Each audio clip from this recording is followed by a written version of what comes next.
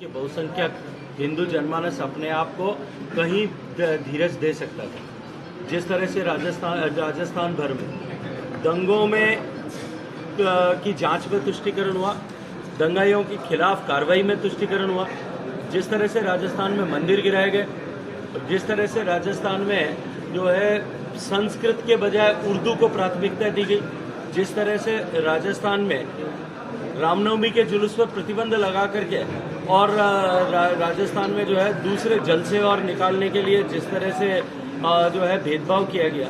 अब राजस्थान की जनता ये समझ चुकी है कि ये तुष्टिकरण की को करने वाली सरकार है। हर क्षेत्र में जहां संभव हुआ इस सरकार ने तुष्टिकरण किया है और तुष्टिकरण करते हुए बहुसंख्यक समाज को नीचा दिखाने का, उसको दबाने का, कुचलने का प्रयास किया है। राजस्थान की जनता भली बातें समझ चुकी है और समय आने पर इसका हिसाब बखूबी पूरा करेंगे। एक और राजस्थान की सरकार का मुखिया और राजस्थान का गृह विभाग का मुखिया अगर अपनी जांच एजेंसी की रिपोर्ट जो है कार्रवाई से सहमत नहीं, उनका वकील कोर्ट में खड़े होकर के अलग स्टैंड प्रस्तुत करता है, सरकार जो है कि जांच एजेंसी अलग स्टैंड प्रस्तुत करती है और मुख्यमंत्री जी और गृह मंत्री जी अलग करते हैं। अब इस व्यवस्था का तो भगवान ही मालिक है और राजस्थान की जनता और आप सब लोग समझते हैं और समझ सकते हैं कि दर्द कहाँ हो रहा है और बयान कहाँ से हो रहा है। मुझे लगता है कि ये प्रश्न जो है जिन लोगों ने इस तरह के स्टेटमेंट दिए हैं उनसे पूछा जाएगा तो ज़्यादा बेहतर है। राजनीति में जो इस तरह के स्टेटमेंट देते हैं कि जहरीला सांप है, पहले मोदी को मारो, मोदी को मारकर ही देश को आगे बढ़ाया जा सकता है। मुझे लगता है कि ये उनकी मानसिकता और मानसिकता के साथ साथ में उनकी जो खिसियाहट है सत्ता चली जाने के कारण से, जिस परिवार के प्रति उनका आत्मसमर्पण है, उस परिवार को सत्ता से बाहर होते हुए देखने की बौखलाहट और छटपटाहट के कारण से और कांग्रेस पार्टी के लगातार सिमटते जाने के कारण से इस तरह का दुख और तकलीफ है। अब वो शब्दों के माध्यम से बयान कर रहे हैं। राजस्थान में कांग्रेस सरकार राजस्थान में आदरणीय भैरव सिंह जी के नेतृत्व में 3 बार और वसुंधरा जी के नेतृत्व में 2 बार रही। राजस्थान में एक भी अल्पसंख्यक बंधु खड़ा होकर के ये कहे कि उसको मजहब के आधार पर उत्पीड़न किया गया तो शायद ये प्रश्न कहीं खड़ा किया जा सकता है। माननीय मोदी जी की सरकार ने जितनी भी योजनाएं चलाई, गरीब को गणेश मान करके संतुष्टिकरण के लिए योजनाएं बनाई। राजस्थान की सरकार या कांग्रेस के लिए तक की सरकार के सरकारों की तरह चाहे देश में रही हो चाहे प्रदेशों में कहीं रही हो, तुष्टिकरण के आधार पर नहीं चला, संपूर्ण संतुष्टिकरण। अब हम जनधन के खाते खोल रहे थे तब हमने किसी को मजहब, धर्म या जो है राजनीतिक प्रतिबद्धता नहीं पूछी। जब हम गरीब का आवास बना रहे थे तब भी नहीं पूछा, जब शौचालय बना रहे थे तब भी नहीं पूछा, पानी दे रहे हैं तब भी नहीं पूछ रहे, गैस का चूल्हा दे रहे थे तब भी नहीं पूछ रहे। वे भारतीय जनता पार्टी पर इस तरह का जो है आरोप लगा करके केवल और केवल माइनॉरिटी में इनसिक्योरिटी पैदा करना और इनसिक्योरिटी पैदा करके उनको डरा करके उनके अपने वोट बैंक के रूप में उनको उपयोग करना और मात्र वोट बैंक के रूप में उपयोग करना और उनको एक सुनिश्चित षड्यंत्र के तहत पिछड़ा बनाए रखना। जिन जिन प्रदेशों में कांग्रेस का साथ माइनॉरिटी ने छोड़ दिया उन प्रदेशों में कांग्रेस हाशिए से भी मिट गई।